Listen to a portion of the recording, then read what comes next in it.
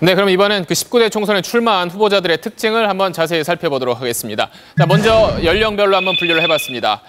50대가 가장 많았습니다. 거의 절반 가까운 수치가 50대에 몰려있는 걸 알 수 있고요. 그 다음으로 40대와 60대입니다. 아까 앞서 말씀드렸을 때 좀 각 당이 인적 쇄신을 외쳤다고 했는데 20대와 30대 수치는 생각보다 높지가 않았습니다. 그럼 다음은 성별 분류 한번 살펴보도록 하겠습니다.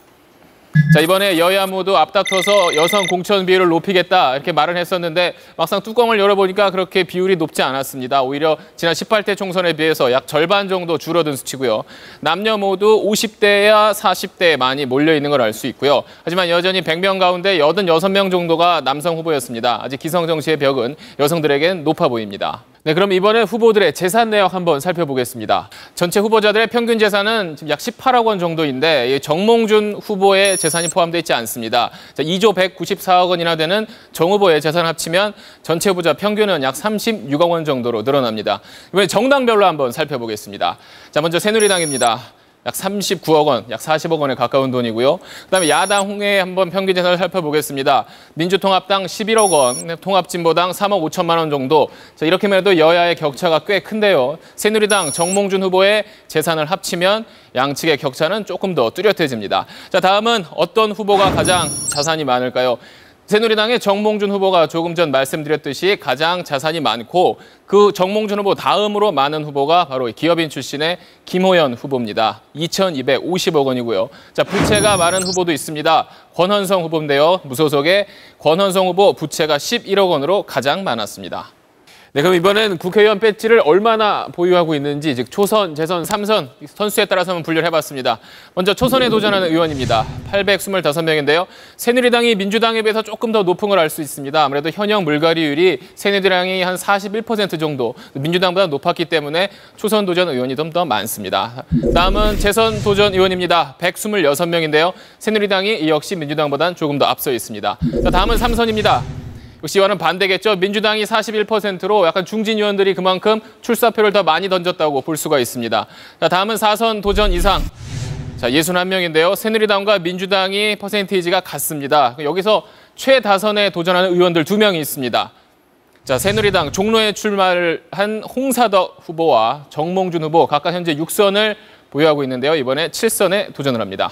자, 그러면 이번에 후보자들을 정치 이념 성향에 따라서 한번 분류를 해봤습니다. 앞서 김서원 앵커가 잠시 설명을 해드렸듯이요.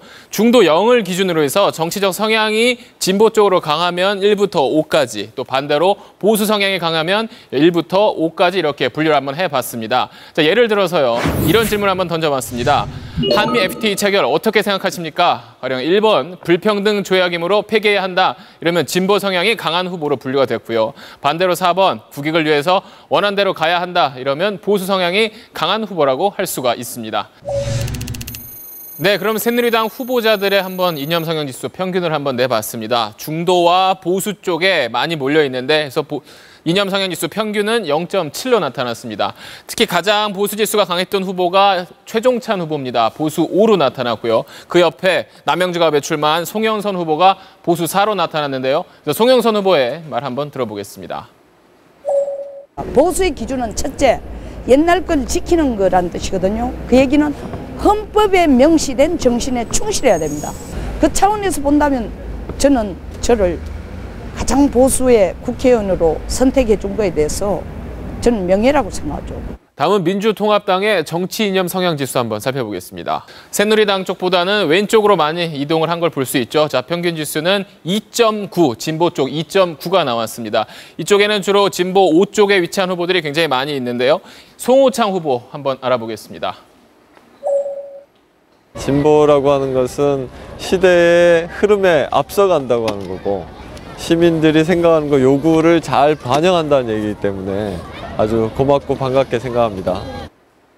네, 그러면 18대 국회의원 평균 이념 성향 지수는 어땠을까요? 보수 0.4로 나타났습니다. 이렇게 붉은색으로 표시된 그 당시 한나라당 의원들 오른쪽에 많이 분포하는 걸 알 수가 있고 이 노란색으로 표시된 민주당 의원들은 대체로 왼쪽 진보 성향이 있다는 걸 알 수가 있습니다. 당시 그 당선자 기준으로 한나라당은 보수 1.2, 민주당은 진보 1.2였습니다. 앞서 말씀드린 19대 출마자들과 비교를 하면 19대 이 후보자들이 조금 왼쪽, 진보 쪽 성향이 강한 걸로 보이는데 정확한 결과는 앞으로 개표 방송을 보시면서 확인하시면 되겠습니다. 지금까지 후보자 면 살펴봤습니다.